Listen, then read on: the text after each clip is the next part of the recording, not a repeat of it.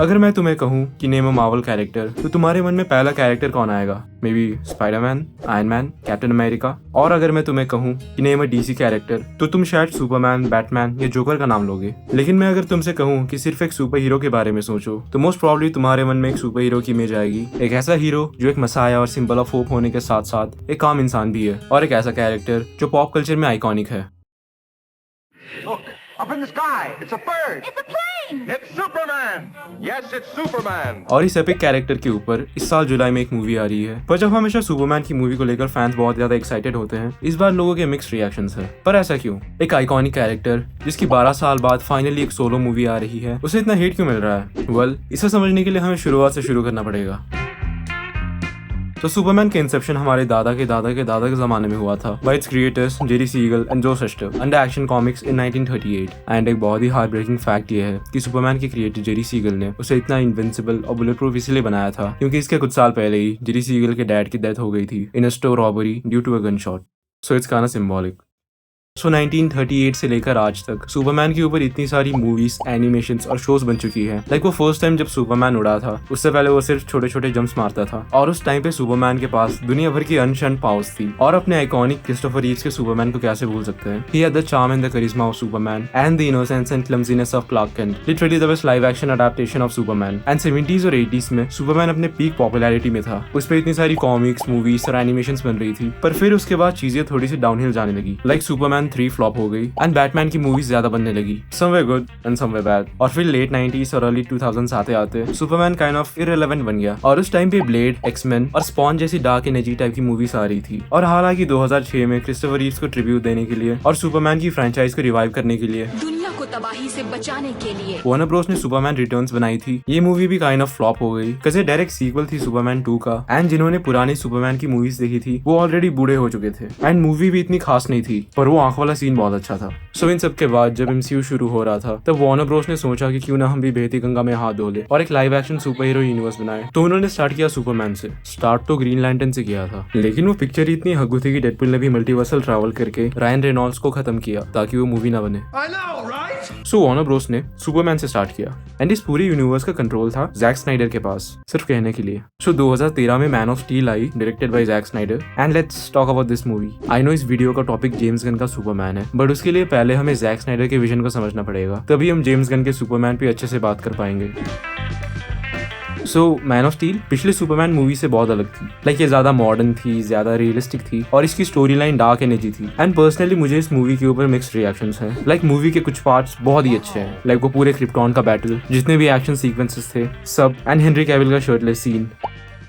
पर इसके अलावा मूवी इतनी खास नहीं थी। Henry Cavill looks like Superman, पर वो सुपरमैन वाली वाइब नहीं थी। और इसमें हेनरी कैविल की कोई गलती नहीं थी। He did his best, but writing ही इतनी एंटी सुपरमैन थी। एंड पूरे मूवी में वो सिर्फ सैड और डिप्रेस्ड रहता है एंड कभी कभी अग्रेसिव हो जाता है। लाइक मूवी के स्टार्टिंग में वो ऑप्टिमस प्राइम को बर्बाद कर देता है, क्लाइमैक्स में पूरी सिटी तबाह कर देता है, और जॉनथन केंट क्लार्क की आइडेंटिटी छुपाने के लिए उसे लोगों को ना बचाने को कहता है, फिर एक इजीली प्रिवेंटेबल एक्सीडेंट में खुद निकल जाता है। सो मेरे ओपिनियन में मैन ऑफ स्टील एक अच्छी मूवी तो है, लेकिन एक अच्छी सुपरमैन मूवी नहीं। काइंड ऑफ जैसे असैसिन्स क्रीड ओरिजिन्स एक बहुत अच्छी गेम है, लेकिन वो एक अच्छी असैसिन्स क्रीड गेम नहीं है। फिर कुछ सालों बाद बैटमैन वर्सेस सुपरमैन आती है, जहां सुपरमैन की राइटिंग और खराब हो जाती है और वो मर भी जाता है अपनी दूसरी ही मूवी में। फिर जस्टिस लीग में वो वापस भी आ जाता है, सिर्फ आधे घंटे के लिए। सो इससे हमें समझ आता है कि Jack Snyder was going for an unconventional type of Superman, like Injustice का Superman. And although a lot of Superman fans complained about this vision, but I think that it wasn't that bad. Like मुझे भी देखना था कि Superman evil कैसे बनता है। सो भले ही सुपरमैन का ये वाला वर्जन मेरा फेवरेट ना हो, I still liked him. All he needed was a good writing and he was still amazing in Snyder cut. And Warner Bros के 1000 करोड़ फंबल्स में से सबसे बड़ा फंबल ये है कि they fired Henry Cavill, but that's Warner Bros, जिन्होंने Ezra Miller को फायर नहीं किया। फिर रॉक ने फाइनली हेनरी कैविल को वापस लाया था, लेकिन डीसी के प्लान चेंज हो गए और रॉक की खुद की हायरार्की चेंज हो गई, और हेनरी कैविल को फिर से आज सुपरमैन देखने का सपना ही रह गया। So fast forward to now, David Corenswet is a new Superman. And भाई इतना हेट मिल रहा है उस बंदे को। Like लोग बोल रहे कि रिकास्ट क्यों किया? He looks just like Henry Cavill. And this is so dumb. He's supposed to look like Superman. And you know who else looks like Superman? Henry Cavill, guys.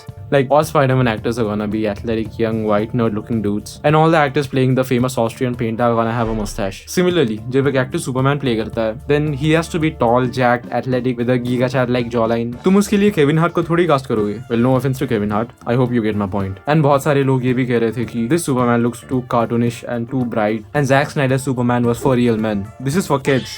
tell me you're 14 without telling me you're 14. Superman is supposed to be light-hearted and joyful. Like he should feel like a person जिसके साथ तुम actually time spend करना पसंद करोगे. Like a person who lights up the entire room with the energy. Unfortunately मैं Henry Cavill के Superman के लिए ये नहीं कह सकता. And the irony is Henry Cavill को अगर तुम interviews में देखोगे then he feels like Superman. Like उसके पास Superman का aura और charm है. But movies में he doesn't feel like Superman. And I respect Zack Snyder's vision for DCU. But तुम मुझे ये नहीं कह सकते कि this was the perfect Superman. मैं ये नहीं कह रहा कि डेविड कॉरेंस्मिथ का सुपरमैन हेनरी कैविल के सुपरमैन से बेटर है. अभी तो मूवी भी नहीं आई है. बट हेनरी कैविल को याद करके नए सुपरमैन को हेट करना इट्स नॉट फेयर. लाइक तुम अपनी एक्स को याद करके अपनी बंदी से थोड़ी झगड़ा करोगे. लाइक उसके पास ज्ञान था तेरे पास क्यों नहीं है.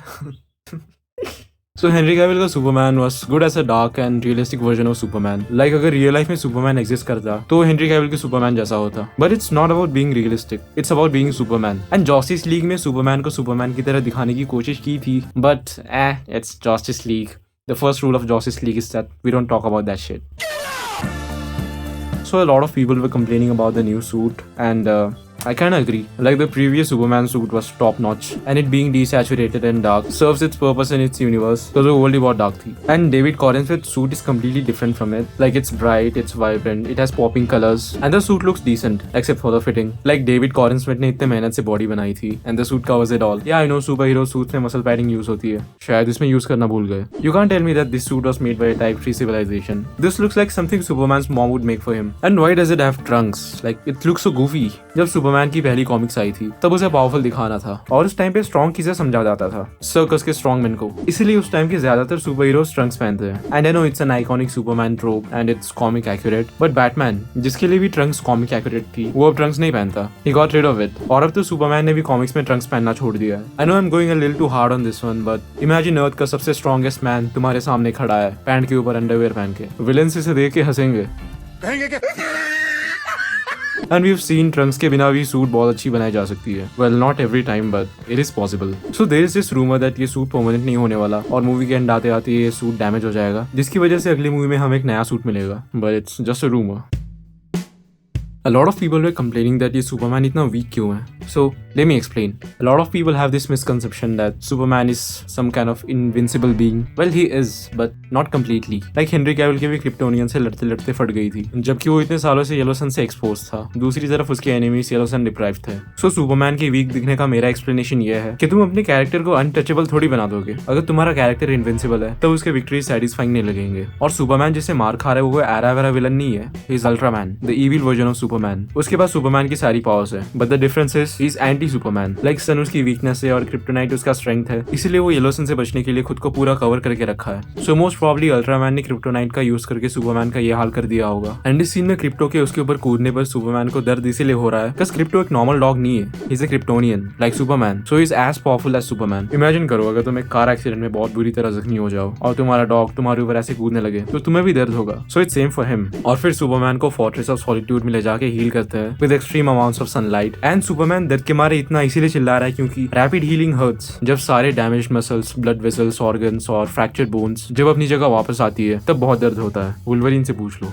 सो सुपरमैन के ट्रेलर में इतना कमजोर दिखने के पीछे एक अच्छा खासा कॉन्टेक्स्ट है और ट्रेलर भी ऐसे डिजाइन किया गया है कि सुपरमैन को ज्यादातर हारता हुआ दिखाया गया है ताकि हम उसे सिंपैथाइज कर सके और जब मूवी में सुपरमैन राइज करे तब वो ज्यादा इंपैक्टफुल हो. Like you need to bend to wipe your ass. ना I mean you have to fall to rise again.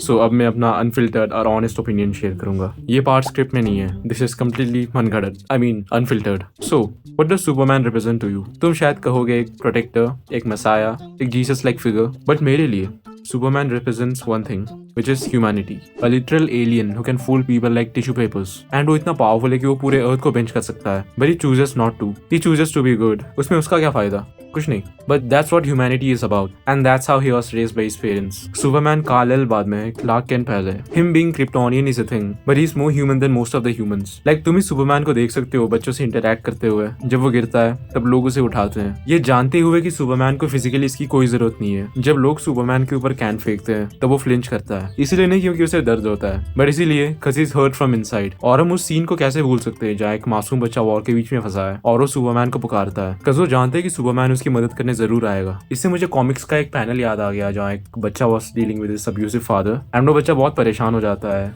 And he just like whispers Superman और सुपरमैन उसके पास आ जाता है एंड आई नो सुपरमैन इस बच्चे को बचाने भी जरूर आएगा। It's moments like this that define Superman. Superman जैसे पावर्स तो सबके पास है लेकिन सुपरमैन सिर्फ एक है and I am pretty sure कि ये मूवी बहुत अच्छी होने वाली है बिकॉज इट्स जेम्स गन, वही डायरेक्टर जिसने गार्डियंस ऑफ द गैलेक्सी बनाई थी। इस मूवी से पहले कॉमिक्स में गार्डियंस को बहुत ही कम लोग जानते थे पर इन मूवीज के बाद गार्डियंस मार्वल की सबसे पॉपुलर कैरेक्टर्स में से एक हो गए एंड तुम पीस मेकर को ही देख लो, same case. So I am pretty confident कि मूवी अच्छी होने वाली है एंड अगर सुपरमैन हिट हो जाती है तो डीसीयू का फ्यूचर और ब्राइट हो जाएगा। जिसे बहुत सारे लोग एक बोरिंग कैरेक्टर समझते हैं वो अपना चार्म वापस कमा लेगा और हमें डीसीयू की बहुत सारी अच्छी स्टोरीज मिलेंगे जो खुद के लाइव एक्शन अडेप्टेशंस डिजर्व करते हैं। बट अगर सुपरमैन फेल हो जाती है तो वही होगा जो पिछले 10 सालों में डीसीयू के साथ हुआ और वार्नर ब्रोस वापस अपनी औकात दिखा देंगे। So all we can do is trust James Gunn and hope की मूवी अच्छी निकले। एंड अगर तुम्हें लग रहा है कि मूवी फ्लॉप होगी because it looks too goofy and cartoonish, then मेरे पास तुम्हारे लिए सिर्फ एक ही जवाब है, trust Superman and look up.